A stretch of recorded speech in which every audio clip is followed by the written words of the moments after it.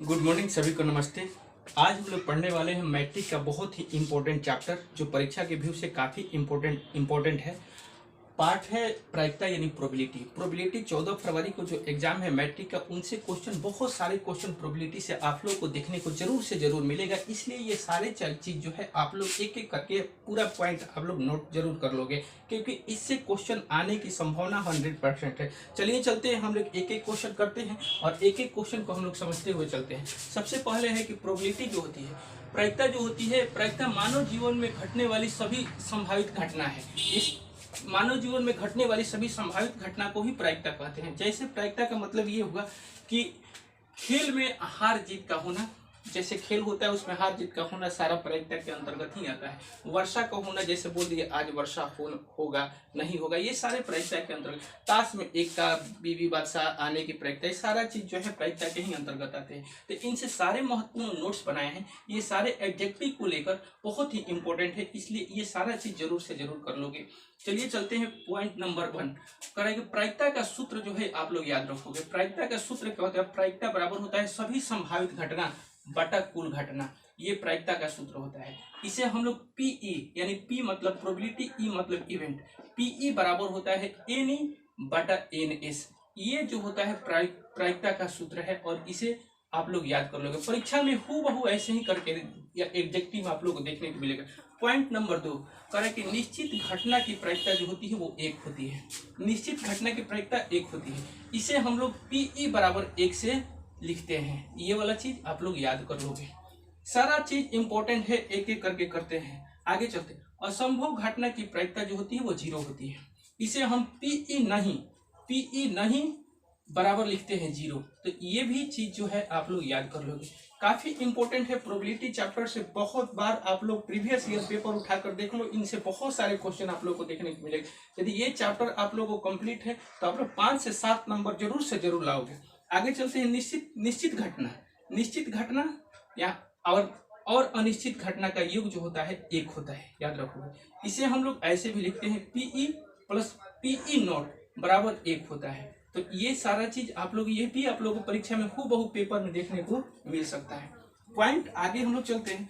कह कि प्रायिकता का मान हमेशा 0 या 1 आ सकता है, लेकिन 1 से बड़ा कभी भी नहीं हो सकता है। प्रायिकता जो होता है 0 हो सकता है, 0 से बड़ा हो सकता है, 1 आ सकता है, लेकिन कभी भी 1 से बड़ा नहीं हो सकता। उसे हम यहाँ लिखे हैं जो काफी इंपॉर्टेंट है। आप लोग इसे जरूर से जरूर याद करके ही रखोगे। लिखे क्या कि 0 से प्रोबेबिलिटी जो है 0 से बड़ा हो सकता है, 0 हो सकता है, 1 हो सकता है, 1 से बड़ा कभी भी नहीं हो सकता है। तो ये चीज आप लोग याद करोगे। ये सारा जो चीज है प्रोबेबिलिटी से काफी इंपॉर्टेंट चीज है। सारा नोट्स आप लोग याद कर लोगे।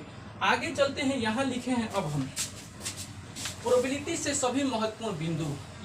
ये बिंदु जो है ना आप लोगों को मैथ बनवाने में काफी हेल्पफुल होगा। ये इससे इन सारे बिंदुओं से एक एक पॉइंट करके आप लोग टाइप बाय टाइप सारे क्वेश्चन कर लोगे। जैसे सिक्का से आप लोग क्वेश्चन कर लोगे, पासा या लूडो से क्वेश्चन कर लोगे, ताश के पत्तों से संबंधित सारे क्वेश्चन कर लोगे। एक थैले में लाल पीला गेंद वैसे करके रखा हुआ है, उस सारे उनसे भी सारे क्वेश्चन कर लोगे। तो यहाँ से हम चलते हैं। करें कि एक सिक्के को उछाला जाएगा। एक सिक्के में हेड होता है और टेल दोनों होता है। तो करें कि एक सिक्के को उछाला जाएगा तो कुल कितनी घटनाएं घट सकती हैं। तो एक सिक्के को उछालेंगे हम, तो उसमें उसका फॉर्मूला होता है कुल घटना का, ये वाला होता है एक सिक्के के लिए। तो एक सिक्का होगा तो 2 के पावर n बराबर। यदि हम कह दें कि 3 सिक्का एक ही साथ उछाला जाता है तो 2 के पावर 3 करोगे। इस तरह से कुल घटना हो जाएगा 2 गुणे 2 गुणे 2 बराबर 8 हो जाएगा।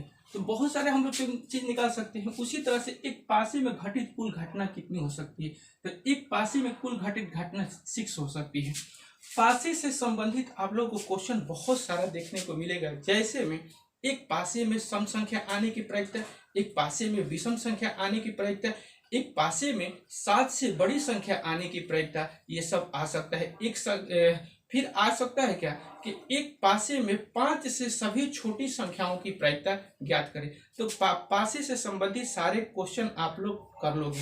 आगे चलते हैं। ताश जो काफी इंपॉर्टेंट है, यहाँ से भी क्वेश्चन आप लोगों को देखने को मिलेगा। सबसे पहला क्वेश्चन यही होगा कि एक ताश के गड्डी में कुल कितने पत्ते होते हैं। तो एक ताश की गड्डी में कुल 52 पत्ते होते हैं, याद रखोगे। ताश जो होता है दो टाइप के, कलर के हिसाब से, रंग के हिसाब से उसे दो भागों में बांटा गया है, एक लाल रंग के पत्ते और एक काले रंग के पत्ते।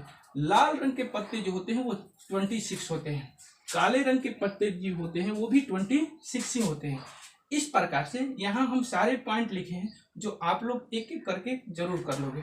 इनसे लिखे हैं क्या कि एक ताश के प्रकार, तो प्रकार मतलब ये 4 प्रकार के होता है। ताश जो होता है 4 प्रकार के होता है, उसमें चित्र वाले पत्ते जो होते हैं एक प्रकार में 3 होते हैं।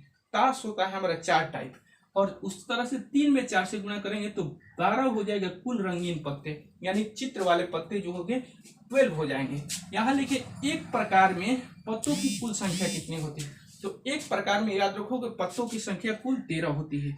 ठीक है, इस प्रकार से पूछेगा सबसे बड़ा पत्ता कौन सा होता है, तो हम ये वाला लिखे हैं यहाँ कि बढ़ते क्रम में, तो गुलाम लिखे हैं, बीबी लिखे बदशाह, और एका सबसे बड़ा एका होता है, और ये इस तरह से गुलाम, इसके बाद दसा, नौहल, आठा, एक, इस तरह से होता है। सबसे छोटा पत्ता जो होता है अंक में लिखा हुआ होता है 1। तो प्रोबेबिलिटी से ये सारे इंपॉर्टेंट फैक्ट थे, और इन फैक्टों से आप लोग एक एक करके सारे पॉइंट आप लोग नोट कर लोगे।